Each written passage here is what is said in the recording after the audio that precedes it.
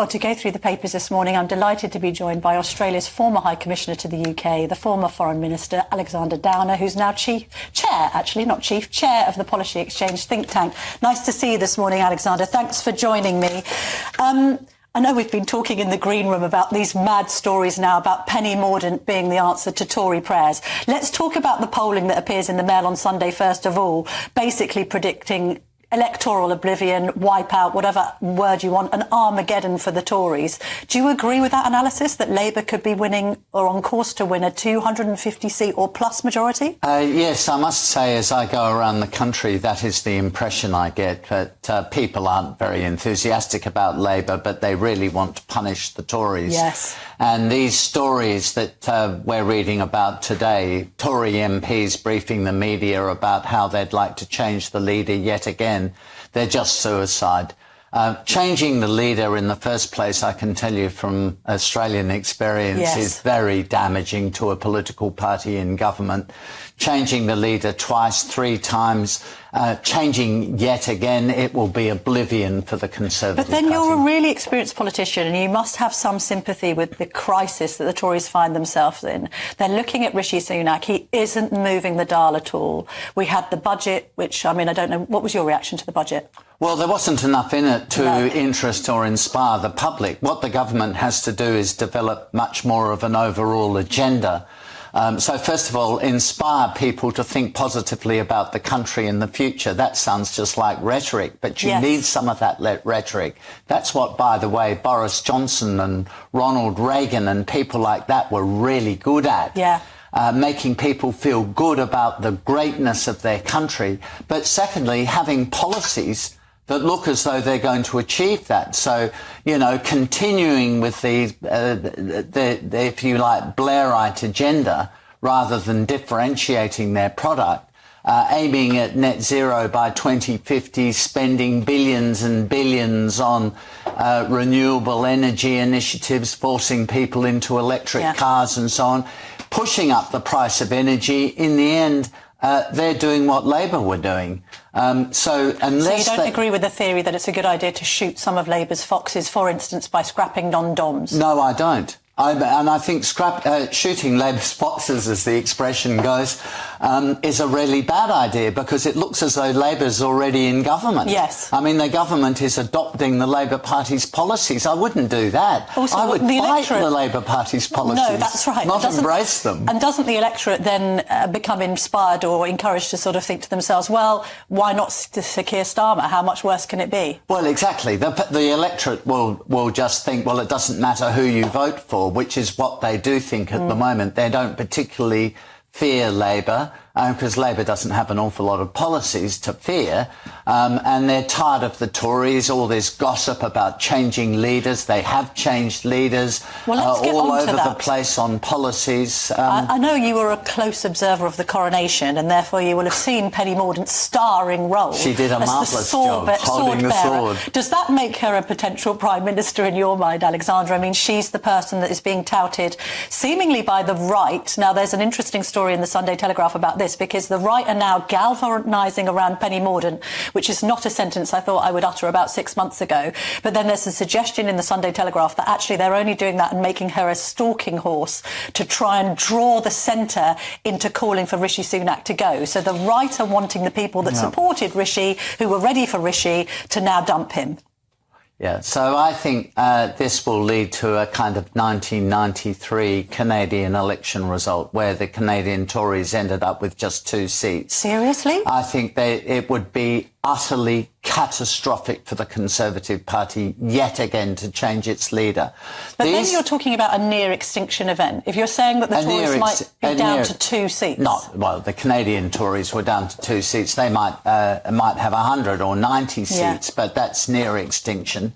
And a lot of their traditional voters will just ship to Reform. Yes. I mean, I'd have to say MPs should spend their time thinking about policies that might inspire the public and give advice to the Prime Minister and rally behind the Prime Minister and the Cabinet, not brief the media about how they're about yet again to dump the leader. This is absolutely suicidal. I agree with the suicidal nature of it because it seems completely self-defeating. However, you'll have quite a lot of MPs saying we're trying to communicate with Downing Street and we can't get through.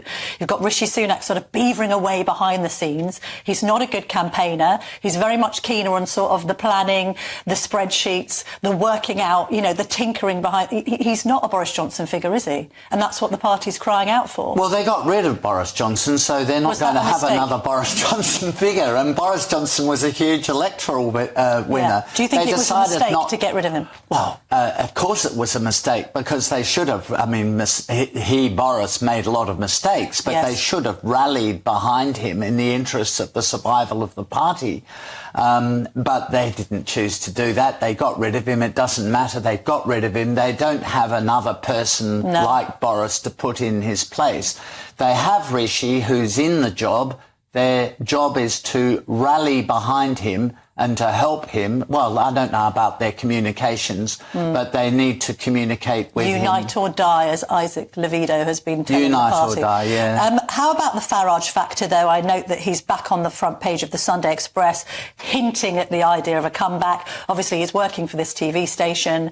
There's a suggestion that if he does come back, he's going to dive bomb into the electoral campaign really at the last minute. But can he do serious damage to the Conservatives, do you think? Sure. I mean, I think he can, and he probably is already, because he, in the reform, has the potential to mop up a lot of those red wall Tory voters, and losing those voters, where are the Conservatives going to get their votes from? So it's potentially, with the first past the post electoral system, a major problem for the Conservatives. They managed to diminish the UKIP vote in 2015 and more recently in 2019 on the Brexit issue. Yes. But they don't have that card to play anymore for obvious reasons. So how they will diminish the reform vote, it's hard to see. It's hard to tell. They will do it with policies, but they have to come up with strong and very clear policies, not marginal policies. Is their defence policy strong enough? The other big story of the weekend is this idea of us being in a proxy war, effectively, with Russia. We know about the GPS system on Grant Shapps' jet being blocked. Now we've got a story that he had to cancel a visit to Odessa because of the threat from a Russian missile. And meanwhile, on the front of the Sunday Telegraph, we've got a Latvian defence chief calling for conscription in the UK to try and see off the threat from Vladimir Putin. Your reaction to those stories? Well, I don't think there's any need for conscription. I think that's way over the top. But you need to invest in defence technology rather than having tens of thousands of extra soldiers who are reluctant to be part of the army.